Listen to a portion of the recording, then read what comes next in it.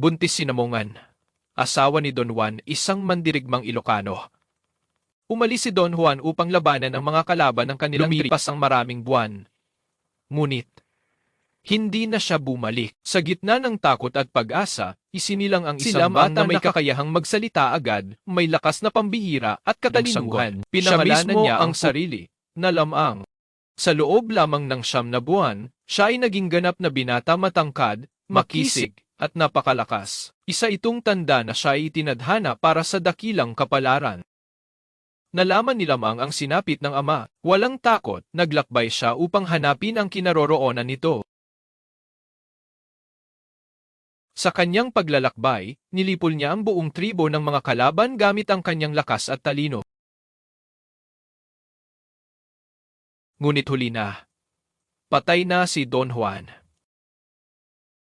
Pagbalik niya, naligo si Lamang sa ilog.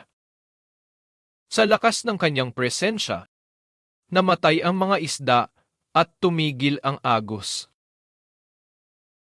Isa itong patunay na hindi siya ordinaryong tao, kundi bayani ng alamat. Umibig si Lamang kay Ines Canoyan, isang babaeng hinahangaan ng maraming lalaki.